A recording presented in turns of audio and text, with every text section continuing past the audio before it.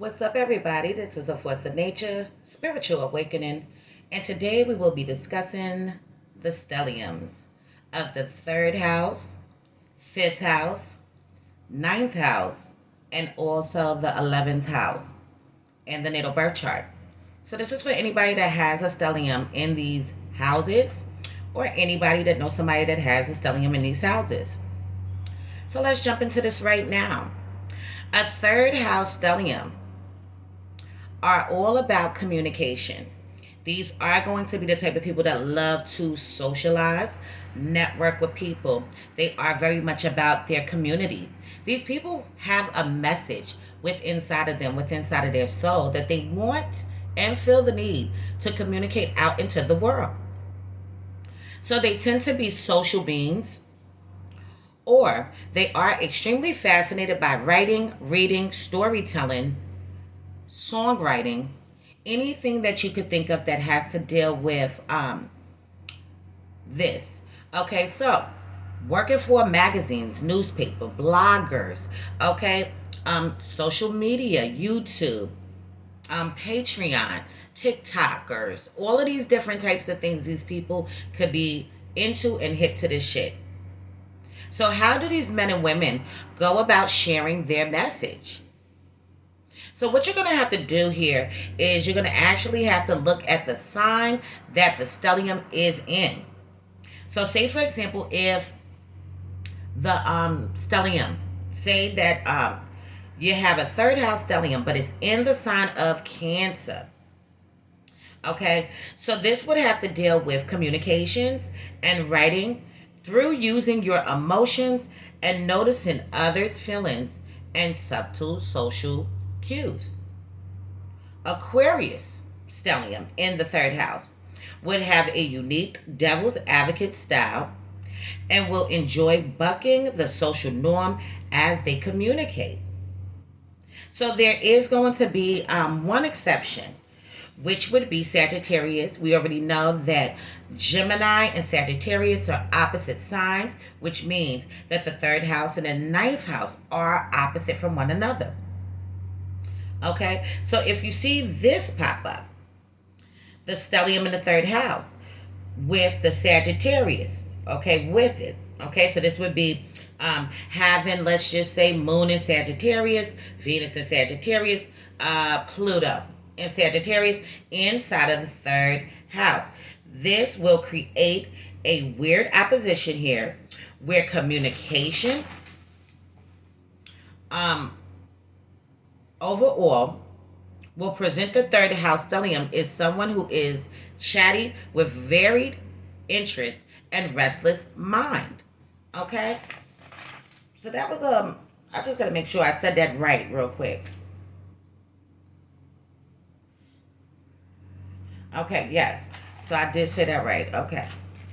So the overall presence, let's start that over. The overall presence of the third house stellium is someone who is chatty with varied interests and a restless mind.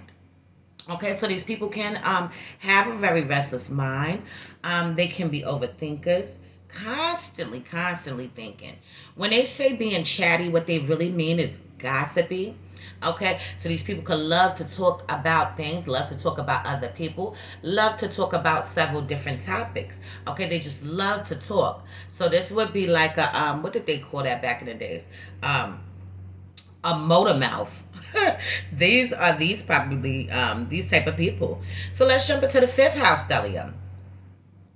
So now, traditionally, the fifth house is linked to Leo, as we already know this. So, theoretical dramatics are present in this placement, in this particular stellium. Creative energy is highlighted and heightened, and these people often love children and also animals. Okay, so children are gonna mean something to them. They can enjoy doing things with their own children, other people's children, working at a daycare, working at a school, being an educator. See what I'm saying? In some kind of shape or form, whether it be you're helping children to learn how to dance, learn how to sing, learn how to act, learn how to read. Okay, but whatever it is, they love that shit.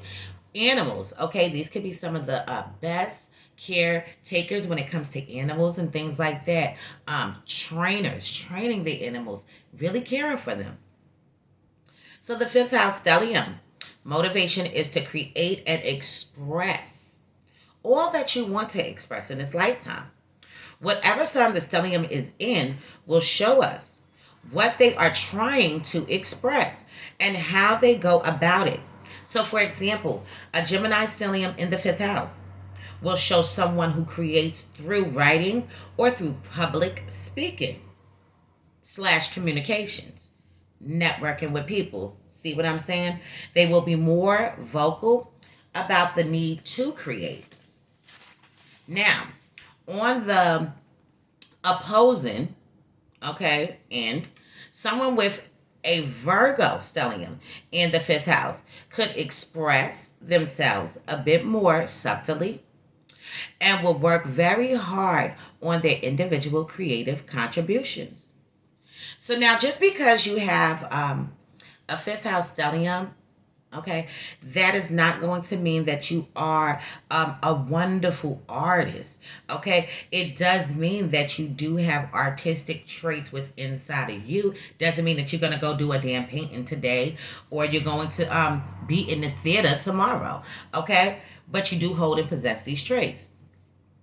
So it doesn't automatically mean that they have a flair that shows up in their career, or perhaps they are occupied with their own children. So it more speaks of the way that you do things with a big outlook, with a grand heart, okay, with nice gestures. Okay, so this is what it is. Fifth house energy. They have big hearts. They're very extremely passionate people, loving people as well, generous people on top of that.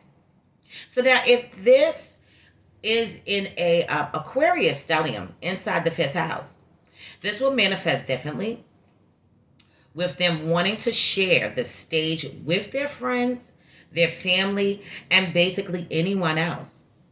These people will often support others creatively over their own talents.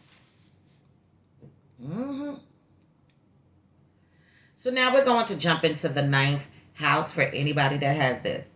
A ninth house stellium often manifests as an innate curiosity about everything under the sun. These men and women will enjoy learning philosophy and travel as a means to discover new things. So novelty, oh God, I'm going to fuck this word up.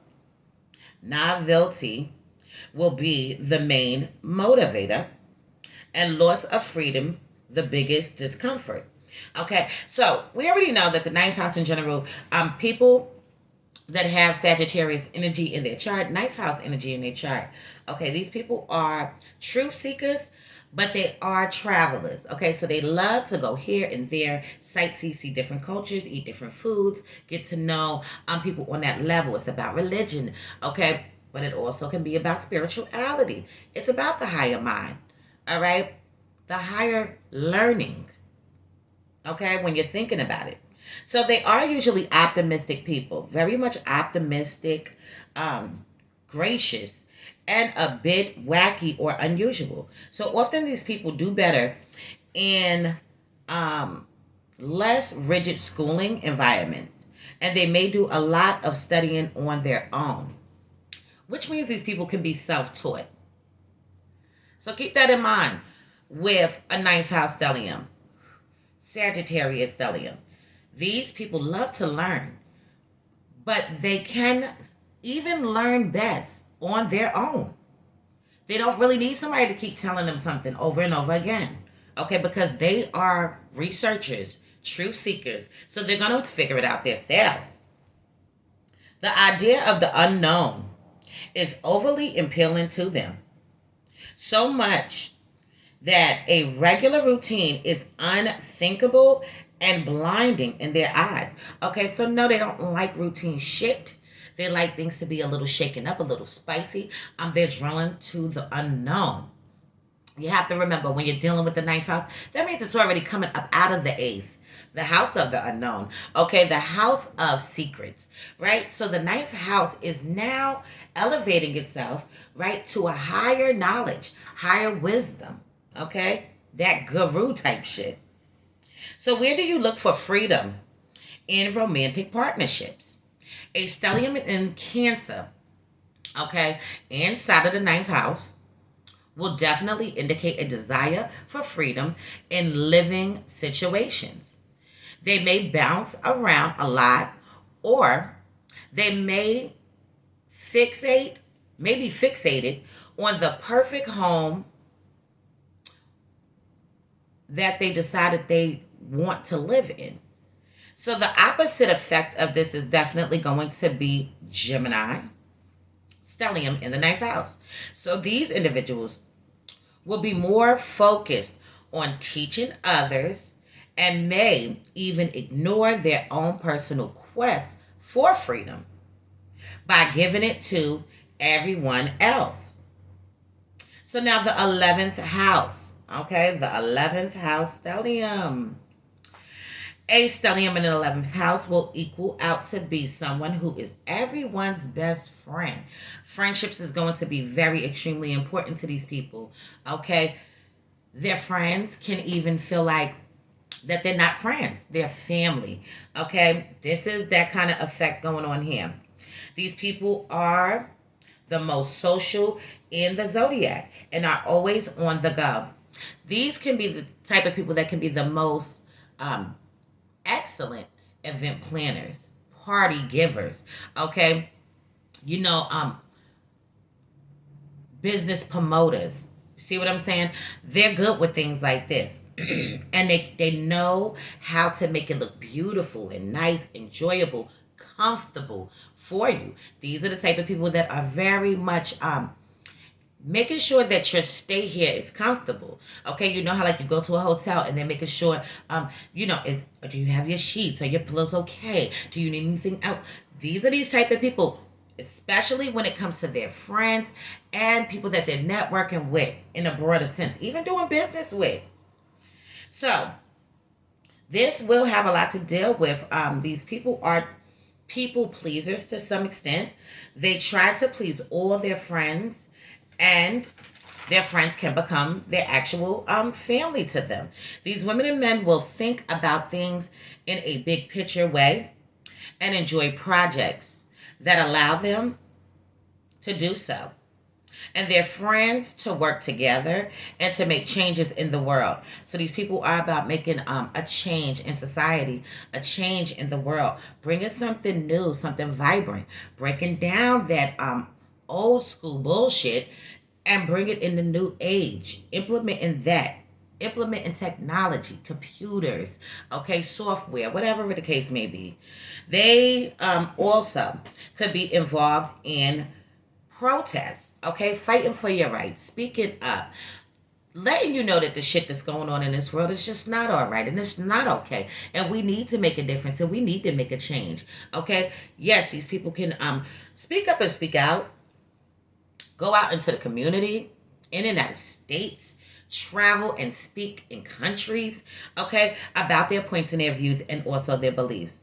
Despite their love of socializing and meeting new people, they do have a hard time with constant small talk. Okay, so these people have a difficulty with small talk where, okay, other signs they can probably do this very well. Okay, for example, third house, okay, third house energy, Gemini energy. They can do that little mundane small talk. You know, talk about any damn thing. They can have a conversation about anything, write an essay on any damn thing. You see what I'm saying? Because their mind is equipped like that. But these people, they find it difficult to have small talk because they want to talk about things that hold substance, that has a meaning to it. So they're not about that other type of shit. So someone with a Taurus stellium, and let's back this up because I skipped. They like big ticket issues and enjoy thinking about things on a grand scale. Uranus kind of scale, thinking outside the box. Visionaries. Okay, that's a good word for this. Visionaries. Someone with a Taurus stellium in the 11th house would be all about living with friends or maybe even starting a community living situation with their friends. Okay, so these people could decide one day, you know what, let me go get some land. Let me buy up some land. Tell my homegirl, my homeboy, and a few others, and we can just get this shit going. You see what I'm saying? They would be the type of people that wouldn't mind living with one of their friends, having a roommate, and their roommate is their friend. They love their friends. That's just what it is. So now they may be involved with the arts. Okay, anything you could think of: singing, dancing, poetry, acting, being a painter, being a sculptor, anything you could think of, home decorator, okay, event planner, once again, okay, planning events. So a Pisces stellium in the 11th house would often live with others on a spiritual level. If a Leo stellium shows up, things will be different here, okay, because this is the opposite sign. So the person will be much more focused on their own creative potential and could insist on working alone. Okay, so if you have this stellium in the opposite sign, right, of Aquarius, of the 11th house, 5th house energy, Leo, then these people can find it very easy to work alone, may prefer to work alone. Okay, doesn't mean that they cannot work in a group setting, but they can feel like they do their best work when they're by themselves. They come up with the best ideas when they are by themselves. And there's nothing wrong with that. There's nothing wrong with that. So every other sign combination will be a team player. Okay, so all the other sign placements, okay, except for the Leo one, right, will be a team player if they have a stellium in the 11th house. Don't get it twisted. The people that have the Leo one, they can also be a team player, okay? But they really like to do shit alone, okay? They may not be up for the team shit all the time, okay? Because they are about, you know what I'm saying, the self, okay? I am. That's what, you see what I'm saying? I can. I will. They're about that shit, all right? The kings and queens of the jungle, right? Leo energy. So I'm going to leave this on this note for now. And in future videos to come, I will go in some more depth into the stellium of the 3rd, 5th, 9th, and 11th house. Anybody need a reading, hit me up. Anybody want to take the 6-week course, hit me up. Anybody want to donate to the channel, hit me up. I do want to say thank you to all the new subscribers. Thank you to all the old subscribers. I appreciate each and every one of you. So this is a force of nature, spiritual awakening. Love is love. Peace and blessings to you all. And I will see you in the next one.